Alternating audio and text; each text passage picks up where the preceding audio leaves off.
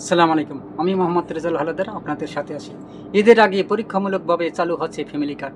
পরিবেশ মন্ত্রী সুপ্রিয় দর্শক, ভিডিওটা সম্পূর্ণ দেখবেন, কারণ ভিডিওর শেষে রয়েছে আরও চাঞ্চল্যকর তথ্য এবং তারেক রহমানের ক্ষেত্রে ফ্যামিলি কার্ড নিয়ে একটা বৈঠকও আলোচনা হয়েছে, সেটা আপনাদের সাথে শেয়ার করব। তবে এরকমের ভিডিও আশা করি কেউই এখন পর্যন্ত করেনি। দেখতে থাকুন। সূত্র যুগান্তর। সুপ্রিয় দর্শক, পবিত্র ঈদ উল ফিতরকে সামনে রেখে জনসাধারণের কষ্ট লাঘবে অগ্রাধিকার ভিত্তিতে রমজান মাসেই ফ্যামিলি কার্ড প্রকল্প চালু করতে যাচ্ছে নতুন সরকার। বৃহস্পতিবার 19 ফেব্রুয়ারি সচিবালয়ের প্রধানমন্ত্রী তারেক রহমান সভাপতিত্বে অনুষ্ঠিত এক গুরুত্বপূর্ণ আন্তঃমন্ত্রণালয় বৈঠকে এই সিদ্ধান্ত নেওয়া হয়েছে। বৈঠকের শেষে পরিবেশ, বন ও জলবায়ু পরিবর্তন মন্ত্রী আব্দুল আউয়াল মিন্টু সাংবাদিকদের জানান, প্রধানমন্ত্রী নিজেই চান অন্তত পাইলট প্রজেক্ট বা পরীক্ষামূলক প্রকল্প হিসেবে আসন্ন ঈদের আগেই এই কার্যক্রম শুরু করতে। নির্বাচনের আগে দেওয়া ইশতেহার অনুযায়ী সাধারণ মানুষের জীবনযাত্রার মান উন্নয়ন ও নিত্য প্রয়োজনীয় নিত্য পণ্যের সরবরাহ নিশ্চিত করতেই এই উদ্যোগ নেওয়া হয়েছে। ফ্যামিলি কার্ডের আওতা ও সুবিধাভোগীদের সংখ্যা নিয়ে সাংবাদিকদের প্রশ্নের জবাবে মন্ত্রী বলেন, এই কার্ড মূলত সর্বজনীন করার লক্ষ্যে রয়েছে এবং এতে প্রাথমিক কোনো কঠোর নিষেধ বা বিধিনিষেধ থাকবে না। তবে একটি উচ্চ পর্যায়ে কমিটি গঠন করা হয়েছে, যারা পর্যায়ক্রমে দরিদ্র এবং মধ্যবিত্ত পরিবারগুলোকে এই সুবিধার আওতায় নিয়ে আসবে। তবে এখানে একটা কথা আছে সুপ্রিয় দর্শক, দেখেন, এই যে ফ্যামিলি কার্ড যদি চালু করা হয়, দেখা গেছে একটা কার্ডে মনে করেন, একটা সাপোজ আমি উদাহরণ হিসেবে বলি, যেমন 10 কেজি চাল, 5 কেজি তেল, 2 কেজি মুসুরি ডাল এবং নিত্য প্রয়োজনীয় এরকম যত জিনিস আছে এগুলো দেওয়া হবে। কিন্তু এই যে ফ্যামিলি কার্ডটা কাদের হাতে বর্তিয়ে দেবে? মানে বিএনপি নেতাকর্মীর দ্বারে। যদি বিএনপি নেতাকর্মীর দ্বারে এগুলো পৌঁছে দেয়, তারা কি বিনা টাকায় এগুলো কি ওই হতদরিদ্র মধ্য পরিবার বা মানে মোটামুটি একটা যারা একেবারে বেশি দরিদ্র তাদের হাতে কি পৌঁছে দেবে বিনা টাকায়? এটা কি মনে হয়? কখনই না। তবে এটা নিয়ে বিশাল একটা দুর্নীতি হবে, হাজার হাজার কোটি টাকা একটা মানে লুটপাট করার একটা ধান্দাও তৈরি হবে। তবে তারেক রহমান করবে না এটা, যে তাদের মানে মাঠ পর্যায়ে যে নেতাকর্মীরা থাকবে তারা কিন্তু এগুলো খাবেই। তবে এদিকে যদি মানে যে সরকার, যদি তারেক রহমান তিনি যদি এগুলো মানে করতে পারে, মানে নিয়ন্ত্রণ করতে পারে, তাহলে কিন্তু সেইটা একদম সবচেয়ে ভালো একটা হবে। তবে এদিকে ফ্যামিলি কার্ডের আওতা ও সুবিধাভোগীদের সংখ্যা নিয়ে সাংবাদিকদের প্রশ্নের জবাবে মন্ত্রী বলেন, এই কার্ড মূলত সার্বজনীন করার লক্ষ্যে রয়েছে এবং এতে প্রাথমিক কোনো কঠোর বিধি নিষেধ থাকবে না। তবে একটি উচ্চ পর্যায় কমিটি গঠন করা হয়েছে, যারা পর্যায়ক্রমে দরিদ্র ও মধ্যবিত্ত পরিবারগুলোর এই সুবিধায় আওতায় নিয়ে আসবে। মূলত মেকানিজম বা কার্যক্রম সুশৃঙ্খলভাবে পরিচালনার পদ্ধতি নিয়ে আজ বিস্তারিত আলোচনা হয়েছে। সরকার চায় এই কার্ডের মাধ্যমে সঠিক মানুষের কাছে সরকারি সহায়তা পৌঁছে দিতে এবং বাজার স্থিতিশীল রাখতে গুরুত্বপূর্ণ ভূমিকা রাখতে। বামপন্থী রাজনৈতিক দল সিপিবির সাম্প্রতিক উদ্বেগ বিষয়ে দৃষ্টি আকর্ষণ করা হলে মন্ত্রী আব্দুল আউয়াল মিন্টু ইতিবাচক সাড়া দেন। সিপিবি জানিয়েছেন যে আগামী অর্থবছর ফ্যামিলি কার্ড পূর্ণাঙ্গভাবে চালু না হলে তা নেতিবাচক প্রভাব ফেলতে পারে।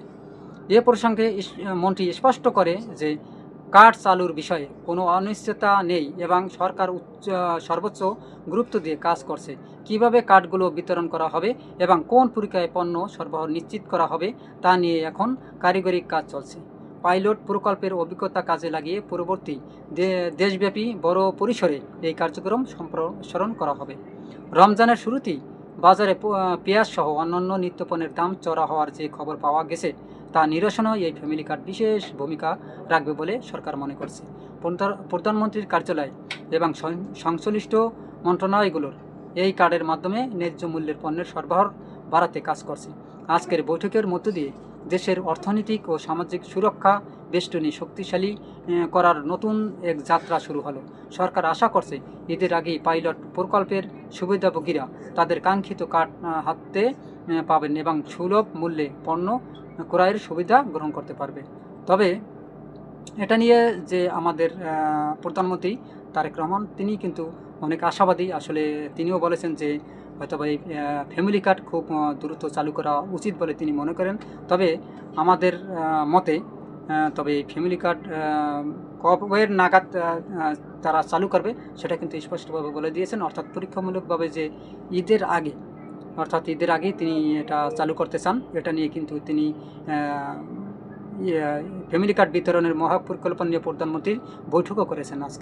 আজকে ফ্যামিলি কার্ড নিয়ে ফ্যামিলি কার্ড বিতরণের মহাপরিকল্পনা নিয়ে প্রধানমন্ত্রীর বৈঠকে বলেছেন, টানা দ্বিতীয় দিনের মতো সচিবালয়ে দাপ্তরিক কাজ শুরু করেছেন নবনিযুক্ত প্রধানমন্ত্রী তারেক রহমান। বৃহস্পতিবার 19 ফেব্রুয়ারি সকাল 9টার পরপরই তিনি সচিবালয়ের মন্ত্রিপরিষদ ভবনে অবস্থিত প্রধানমন্ত্রীর অস্থায়ী কার্যালয়ে উপস্থিত হন।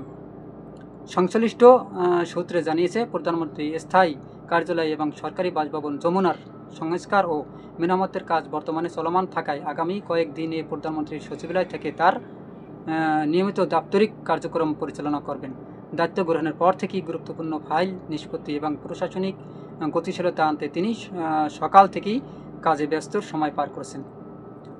আজকের কর্মসূচির মধ্যে বেলা 11:30টায় ফ্যামিলি কার্ড বিতরণের মহাপরিকল্পনা নির্ধারণের একটি উচ্চ পর্যায়ে আন্তঃ মন্ত্রণালয় বৈঠক আহ্বান করা হয়েছে। এই কার্ডের মাধ্যমে প্রান্তিক ও নিম্ন আয়ের মানুষের কাছে ন্যায্য মূল্য নিত্য প্রয়োজনীয় পণ্য পৌঁছে দেওয়ার একটি টেকসই কাঠামো তৈরি করতে চান প্রধানমন্ত্রী।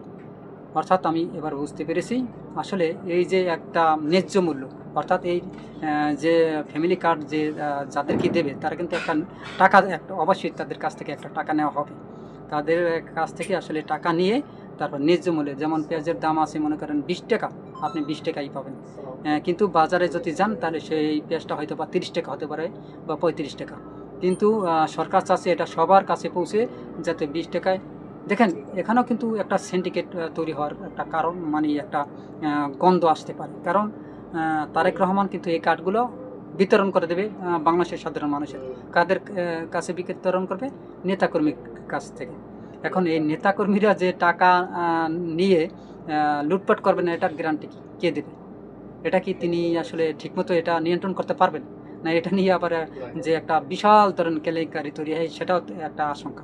সুপ্রিয় দর্শক, এবার আসি মূল আলোচনায়। বৈঠকে সংশ্লিষ্ট মন্ত্রণালয়ের মন্ত্রী ও সচিবরা উপস্থিত থেকে বিতরণের প্রক্রিয়া ও তালিকা প্রণয়ন কারিগরি দিকগুলো প্রধানমন্ত্রীর সামনে উপস্থাপন করবেন। নির্বাচনের আগে দেওয়া প্রতিশ্রুতি অনুযায়ী সাধারণ মানুষের জীবনযাত্রার ব্যয় কমাতে এই ফ্যামিলি কার্ড উদ্যোগটি সরকারের একটি অগ্রাধিকারমূলক প্রকল্প হিসাবে বিবেচিত হচ্ছে। তবে বিকেলে পরিবেশ সংরক্ষণ ও প্রাকৃতিক সম্পদ পুনরুদ্ধারের বিষয়ে আরও একটি গুরুত্বপূর্ণ সভায় অংশ নেবেন প্রধানমন্ত্রী তারেক রহমান। দুপুরে 2টায় শুরু হতে যাওয়া এই আন্তঃ মন্ত্রণালয় সভায় আগামী 5 বছরের দেশব্যাপী 25 কোটি বৃক্ষরোপণ এবং দেশ নদ নদী খাল খনন ও জলধারা পুনরুদ্ধারের মহাপরিকল্পনা নিয়ে বিস্তারিত আলোচনা হবে। জলবায়ু পরিবর্তনের ঝুঁকি মোকাবিলা এবং প্রাকৃতিক ভারসাম্য রক্ষায় এই সবুজ বিপ্লবের ডাক দিয়েছেন নতুন সরকার প্রধান তারেক রহমান। বিশেষ করে দখল হওয়া খাল ও নদী উদ্ধার করে পানির স্বাভাবিক প্রবাহ নিশ্চিত করতে সংশ্লিষ্ট দপ্তরগুলোকে কঠোর নির্দেশনা দেওয়া হতে পারে বলে ধারণা করা হচ্ছে। সচিবালয়ের প্রধানমন্ত্রী তারেক রহমান এই নিয়মিত উপস্থিত ও টানা বৈঠকগুলোর মধ্যে দিয়ে প্রশাসনের কেন্দ্রগতিতে নতুন প্রাণের সঞ্চয় হয়েছে। সাধারণ মানুষের প্রত্যাশা পূরণের সরকারের প্রথম 100 দিনের মহাপরিকল্পনায় অংশ হিসেবে এই বৈঠকগুলো অত্যন্ত গুরুত্বপূর্ণ হিসেবে দেখছেন রাজনৈতিক বিশ্লেষকেরা। পরিবেশ উন্নয়ন ও সামাজিক সুরক্ষা বেষ্টনী শক্তিশালী করার এই প্রাথমিক উদ্যোগগুলোর সফলভাবে বাস্তবায়িত হলে দেশের সামগ্রিক অর্থনৈতিক ও প্রাকৃতিক ব্যবস্থায় ইতিবাচক পরিবর্তন আসবে বলে আশা করা হচ্ছে। সুপ্রিয় দর্শক, আপনারা কি মনে করেন আসলে এই ফ্যামিলি কার্ডটা তারা কি যে নেতাকর্মীর কাছে সঠিকভাবে কি পৌঁছে দিতে পারবে?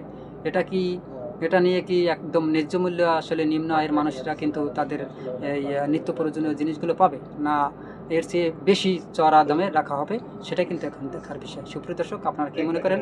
আপনাদের মতামত অবশ্যই কমেন্টে জানান। RS বাংলা নিউজ 24-কে সাবস্ক্রাইব করুন, লাইক ও শেয়ার দিয়ে সবাইকে দেখার সুযোগ করে দিন। আজ পর্যন্তই। আসসালামু আলাইকুম ওয়া রাহমাতুল্লাহি ওয়া বারাকাতুহু।